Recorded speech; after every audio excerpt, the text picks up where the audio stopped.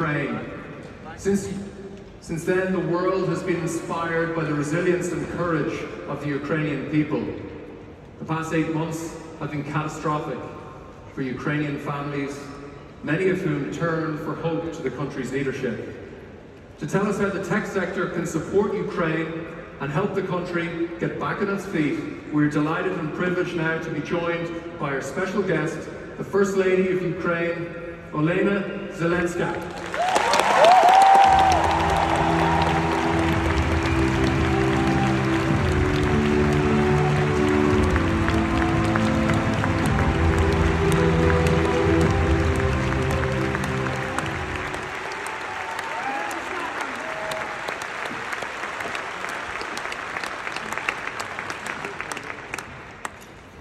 Hello.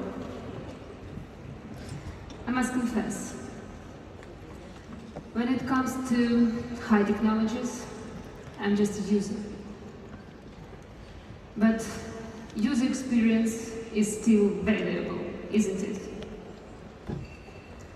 You often hear that your tech innovations move the world. But I think it's more than that. You have the power to determine the direction in which this world moves. After all, the dystopias we read about in science fiction novels and the threats of the destruction, of life destruction, are much closer than you think. We felt it in Ukraine because of Russian terror. Because Russia puts technology at the service of terror. What you see is the aftermath of using such technology. This is a missile and drone attack on Kyiv.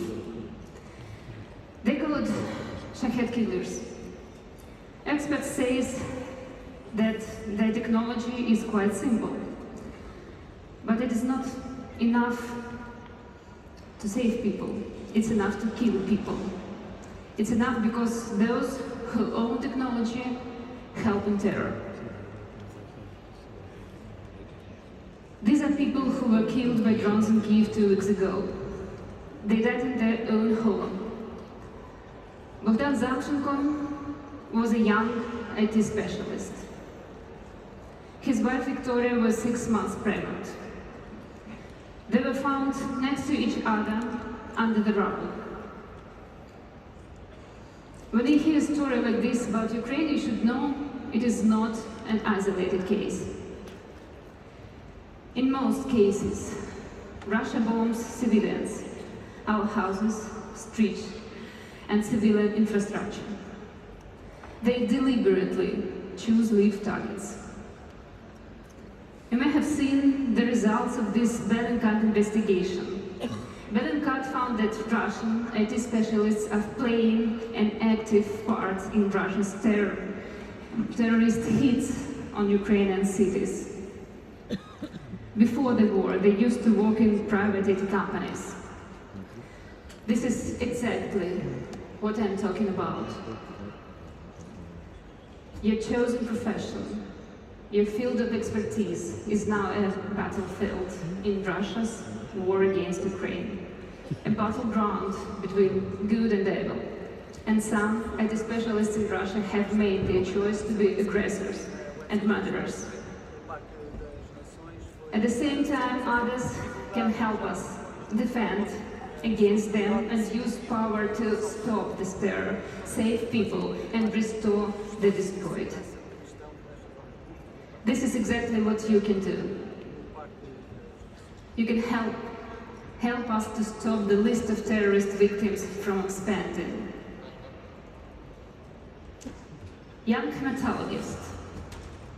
She dropped her son off at kindergarten on her way to work, but she never made it to the clinic. She died in her car because of the Russian strike.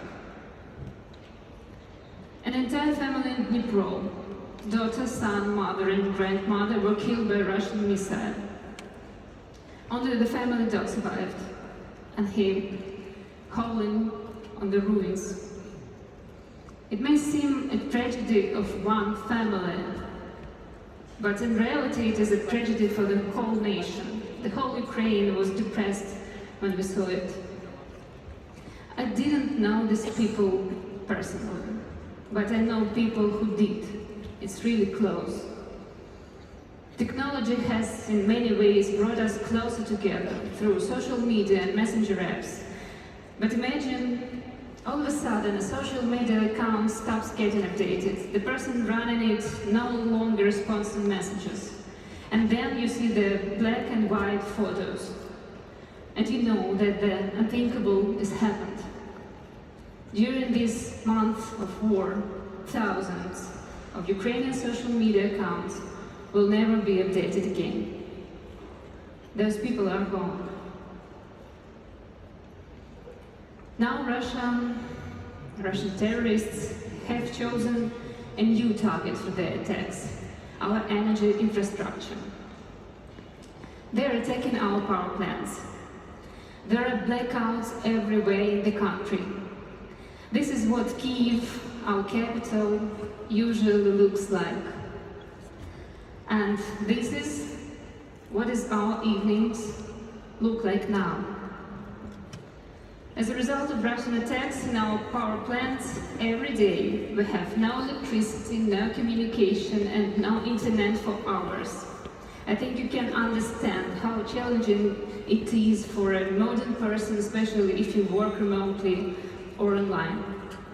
And you know what else is challenging? Taking your children to a bomb shelter instead of taking them to school or after-school activities. And when children in Ukraine are attending school, we have to supply them with food and water because we do not know how long they will stay in the shelter. Now we have to invest not in high-tech solutions in schools, we have to buy generators. And I'm still struggling to see these two things together in the 21st century, children and bomb shelters.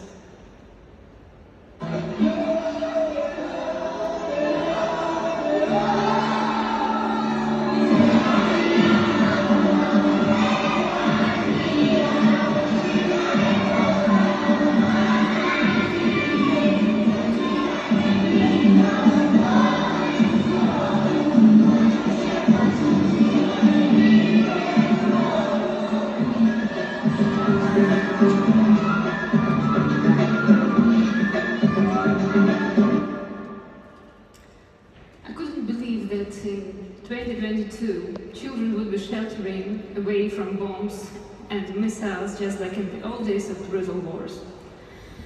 As one little boy said, people should be flying to Mars, not running to their basements. Now, together with our children, we are forced to light matches and candles across the country as the sun sets. It feels like a trip to the past. A trip we did not ask for. We have learned to select the most powerful power banks instead of the most beautiful lighting. We must consciously limit our electricity consumption so that it is enough for everyone because of this shortage in the aftermath of terrorist attacks on power plants. Imagine what it is like when terrorists destroy 40% of the energy generation in the whole country. In particular, 90% of wind energy and 50% of solar power plants. We are now learning to counter terrorist drones and missiles. We are strengthening our cybersecurity. We ensure the stability of all digital systems, both public and private sectors. And our Minister of Digital Transformation, Mikhail Fedorov, will tell you more about it. I urge you all to listen to his talk. You will hear what specific projects you can join in the areas of your professional interest. From my side, I would like to invite you to join and help in the era where everyone can help in person. To help those who are under the constant terrorist attacks. Surviving in a war zone and under such conditions that we have in Ukraine is not without consequences. We have conducted studies recently and found that more than 2/3 of Ukrainians now suffer from anxiety. Almost half of our families have been separated. I'm sure you understand that there is no point in talking about happening rating in Ukraine at all. The country and its people are in total crisis mode. These days, many of my projects are focused on mental health, but few organizations and individuals are equipped to help with mental health in the context of full-scale, constant terror. So we have to develop war-focused mental health projects from the scratch. This is how our national mental health program came into being with the support of World Health Organization. We want to ensure that every medical worker, policeman or policewoman, rescue worker and call center worker, anyone who works with people, is trained to be equipped to deal with psychological trauma. We want to self-help apps to appear on every smartphone in Ukraine. We want to make sure that modern-day technology is used to save, not harm people. For example, this is Sasha from Bucha. She's trying out her new bionic prosthetic hand. Russians shot their car when she and her parents were trying to escape the occupied city. Sasha bled for 2 days in the basement. Because of the occupants' presence, it was impossible to provide timely medical assistance. Now the kid is learning to control her new hand, and it was made in the USA. And this is Ivan. Russian tank ran over the car with this boy and his stepfather. Ivan's stepfather died, Ivan survived, but he lost his leg.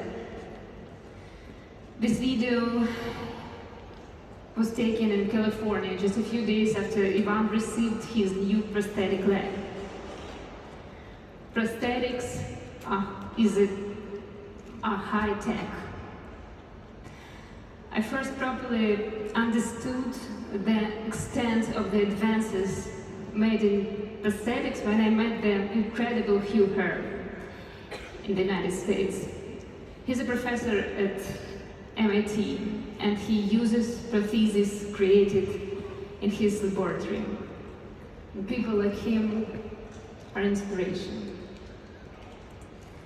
We have set ourselves a goal in Ukraine. Even if Russia wants to take away and destroy the way of life of our people and life overall, we have to give these people protection and all the opportunities to live.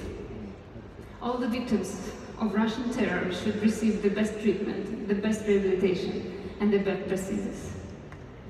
Everything to make sure that can help living a full life. Russian terrorists are bombing our schools. Despite this, we aim to give our children access to education and anything else they need to be able to dream about the future. This is an area in which absolutely everyone can help. It's very easy to find projects to support our fight for freedom, our defense against terror, and the rescue for our people. And I'm asking you to find these projects. I cannot emphasize more. Helping Ukraine now means helping the world become a better place, where development and innovation are loaded, not terror, where children like Sasha and Ivan and many others can have limbs again and can learn and dream about space instead of hiding in basements, being afraid of their lives. To implement such projects and help people, I set up and launched my foundation a month ago. The focus of my foundation is the person. I believe that the recovery of our country begins with the people. If the strength of people is restored, the whole country will be restored. The enemy seeks to throw us back to the Middle Ages. Its primary targets are schools and hospitals. Here you can see their ruins, and there are already hundreds of them. So my first two priorities are education and medical care. And the third priority of my foundation is humanitarian aid. In other words, helping people to get back to life they are used to. When they have a place to live, food to eat, and warm clothes to wear. All the things are already needed. They are needed throughout Ukraine and in the occupied regions in particular, where many people remain in partially or fully destroyed houses. A lot of people refuse to leave their homes due to various reasons, and that's why we need to help. These people are looking forward to our help. The first month of my foundation was devoted to this. We bought generators, firewood, other means of heating, and generally anything that would bring warmth back to our people. I believe that our big victory consists of small ones. Small victories of every person, victories over cold, hunger, and despair. And I believe that technology should be used to create, save, and help people, not to destroy. I believe that such technology is the future. Earlier, I told you that you are the force that moves the world. You have a potential and technologies that can help, not destroy. I'm certain that by helping Ukraine, you can move the world in the right direction. So, I invite you to do so. Let's do it together. Thank you.